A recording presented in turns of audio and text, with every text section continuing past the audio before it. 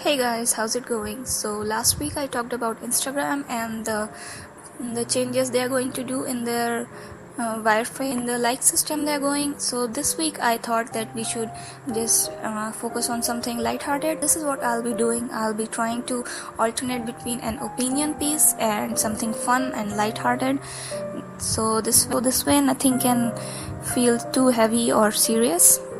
We can have fun and we can also have some good discussions on this channel. We can balance both. So today I am answering an artist ask meme from Tumblr.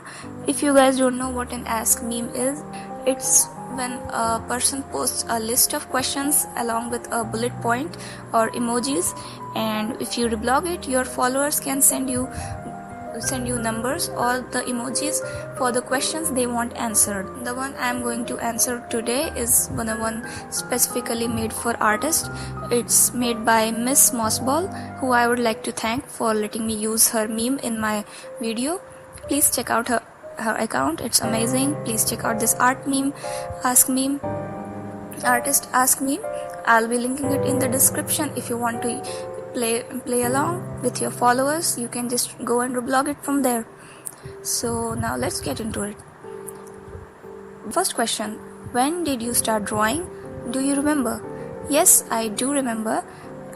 I have been drawing pretty much my whole life. When I was a kid, I used to just scribble and doodle in my art books, in my drawing books, or some empty diaries that weren't being used. I used to fill them up with all kinds of doodles, but only when in 2007 I decided that I wanted to pursue animation, and that's when I started taking art seriously and started practicing on. And in about 2013 or 14 I discovered digital art, and that's when I switched to digital in Photoshop and using a graphic tablet. So that's where I am now. Do you prefer traditional art or digital to relax?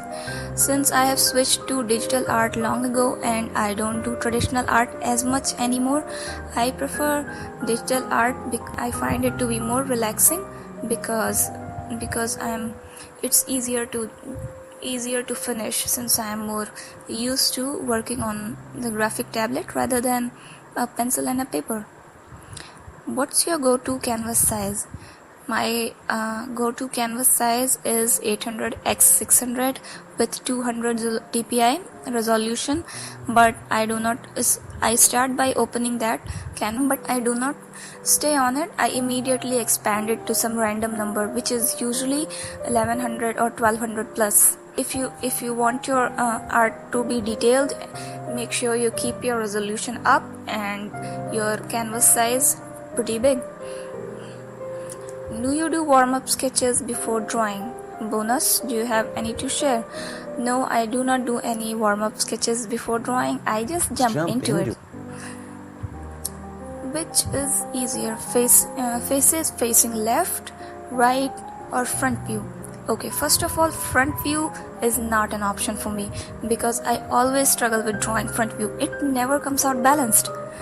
Now, the remaining choices are faces facing left or faces facing right. And I will have to go with faces facing left. Okay, in an earlier recording I said faces facing right, but now I think I said it backwards. The one that's facing... Wait a minute, this is confusing. Faces facing left is my answer. Yeah, just like last time. Faces facing left. This is very confusing. I don't know why. Anyway, moving on. How many layers do you typically use? A lot. As you guys can already see in the video that I have just too many layers at this point, and I have groups as well, which then further contain many layers.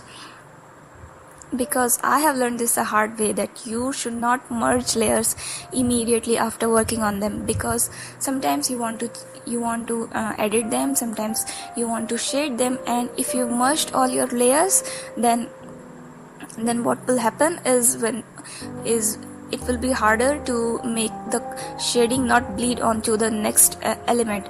For example, if you're shading faces, then it's very hard to keep it in the line and not make it bleed onto the hair region or onto the clothes. So it's better to just keep every single element that you should shade in different layers, and then once you're sure with it that it's done, it doesn't need any more editing, then you should merge them in the final step. Okay, next question. Your go-to things to draw when you need comfort. I already draw things for my comfort. I am so set in my comfort zone that I find it hard to come out of it. But this one's different. This video is different. I have done an OC after a long time. But as you all know, I usually draw two of my favorite characters. I realize that I do need to experiment more. I do need to expand my horizons some more. I need to practice on more things. So let's see, maybe in upcoming videos I'll do something different. Do you prefer drawing fandom stuff or your own characters?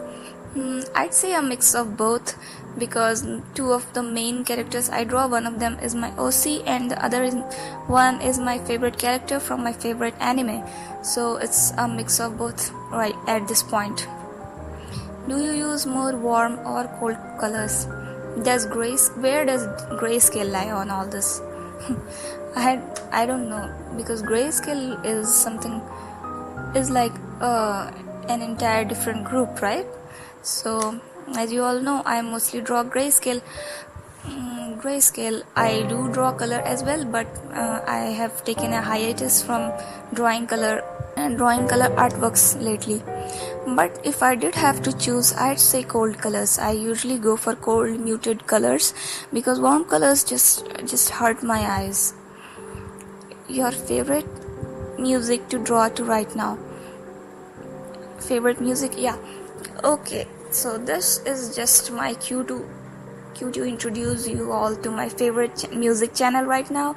I get 99% of my music from this channel called Dynamic. It's spelled DYNMK. You guys should really check it out. It's got the best music from a lot of indie artists. It's not stuff you usually hear. It's all from upcoming artists, from brand new artists. So you should support these people working hard on it. Go check it out. Draw a doodle with your non-dominant hand. Okay, that's gonna be a tough one. It's gonna look like a mess. Do not expect anything good. I'll be showing it at the end of my video. What's your favorite kinds of lines to draw? I do not quite understand what this question means, but if I have to guess, then I'll say I really like drawing hair a lot. All the lines that go into drawing hair, the squiggly lines, I love drawing that. I love drawing hair. It's my favorite thing to draw. Do your drawings suit your aesthetic? Yes, it does, because I made it so. I switched my art style to suit my aesthetics, because I mostly like grayscale and lighting, special ways of lighting, and noir has always been my favorite. So I switched to drawing these things from color, which I used to draw. And also another thing I like to draw is limited palette. I keep making new palettes and I keep using them, so that is also an aesthetic for me, which I draw a lot. Do your drawings resemble you? Yes, Kira does resemble me. How often do you draw? Pretty much every day. There's hardly any time, unless I'm binge watching something. It's pretty much every day I draw something. Is night or day better for drawing? Definitely night. I am such a night owl. I always work at night. Most of the time I'm working at night. I'm recording this at night. I edit my videos at night. I make all my drawings at night. Most things I do is at night. And during day I just sleep. What's your main art blog? What do you tag your art with? My main art blog is my Instagram. I post on there every Monday. So please check it out. And if you want to check out any of my other accounts to talk to me or hear see me tweet, then please check out the links in the description.